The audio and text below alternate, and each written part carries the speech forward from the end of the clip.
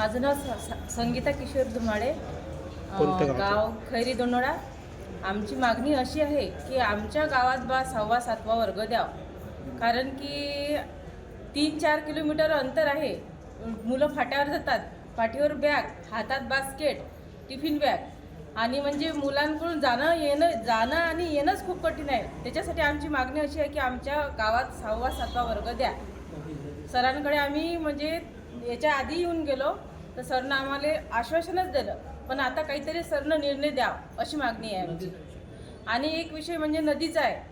अरुंद पूल आहे आणि पावसाळा झाला म्हणजे पुलावरून पाणी राहते, आणि 2 केसेस तिथे असं झालेले आहेत म्हणजे 2 लहान मुलं गेलेले आहेत. तर मग आता लहान मुलांचं कसं असते, उलट म्हणजे ते पूल असा अरुंद असल्यामुळं त्याच्या आजूबाजूनं काही आवरणही नाही आहे. त्याच्यामुळे आम्हाला लहान मुलं पाठवायची भीती वाटते. फक्त एवढंच मागणं आहे आमचं की आमच्या इथं 6वा-7वा वर्ग द्या. सर्वांना क्रांतिकारी जय भीम, जय शिवराय.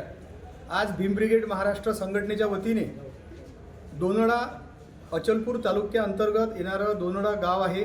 त्या गावामध्ये जिल्हा परिषदची शाळा आहे, प्राथमिक शाळा आहे, आणि ती शाळा कित्येक वर्षापासून त्या ठिकाणी वास्तव्यास आहे. मात्र काही कारणामुळे त्या ठिकाणी शाळेची इमारत शिकस्त झाल्यामुळे 6वा व 7वा वर्ग त्या ठिकाणी बंद झालेला होता. तेव्हापासून त्या गावामध्ये CO साहेब असतील किंवा शिक्षण अधिकारी असतील किंवा गटविकास अधिकारी असतील किंवा तहसीलदार असतील, यांनी कधीही चक्कर मारला नाही किंवा त्या गावामध्ये कधीही फिरकले नाही. म्हणून आज संपूर्ण दोनोडा येथील ग्रामग्रस्त या भीम ब्रिगेड महाराष्ट्र संघटनेच्या वतीने आम्ही ग्रामग्रस्त आले आहेत आणि CO साहेबांना, सत्यम गांधी साहेबांना आम्ही निवेदन दिलं आहे. आणि त्या निवेदनात सविस्तर माहिती दिली आहे की दोनोडा हे गाव आसेगाववरून 7 ते 8 किलोमीटर आहे, आणि त्या गावाच्या आजूबाजूला जितकेही गाव असतील त्या गावामध्ये रौळगाव असेल, सांगवी असेल, खैरी असेल, येवता असेल, वाढोणा असेल, असे त्या ठिकाणी 7 ते 8 गावं आहेत. आणि महत्त्वाचा विषय असा आहे की ते गाव गटग्रामपंचायत आहे, म्हणजे त्या ठिकाणच्या 2-3 गावांचे मिळून या गावामध्ये दोनोडामध्ये एकच ग्रामपंचायत आहे, आणि त्या ग्रामपंचायतमधून सर्व कारभार चालतो. आणि अशा मोठ्या गावामध्ये जर शाळा नसेल आणि उच्च शिक्षण नसेल तर ही शिक्षण विभागाची शोकांतिका आहे.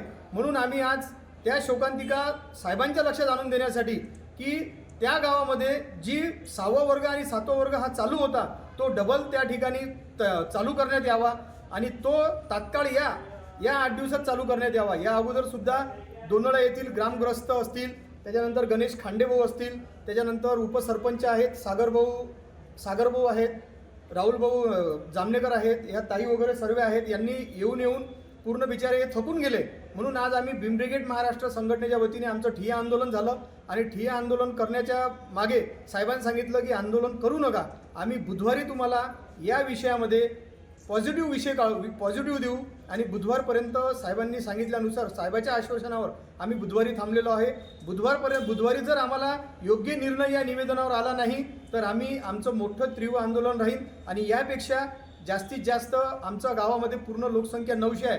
900पेक्षा आम्ही कमीत कमी 500 ते 700 ग्रामग्रस्त दोनोडा येथील महिला आणि पुरुष आणि सोबत विद्यार्थी जिल्हा परिषदेवर आमची धडक राहील. आणि मोर्चा त्या आंदोलनाचं रूपांतर आम्ही मोर्चातही करू शकतो किंवा आमचं आमरण उपोषण राहील, अशी आम्ही साहेबांना आता ताकीद दिली आहे. आणि या ठिकाणी दोनोडा पंचायत समिती अचलपूर या ठिकाणी उच्च माध्यमिक शिक्षण हे सुरू करण्यात यावं. आणि त्या शिक्षणापासून जर कोणते विद्यार्थी आता वंचित राहिले तर याला जबाबदार CO साहेब राहतील, याला जबाबदार शिक्षण अधिकारी राहतील, अशी आमची मागणी आहे. जय भीम, जय संविधान, जय शिवराय.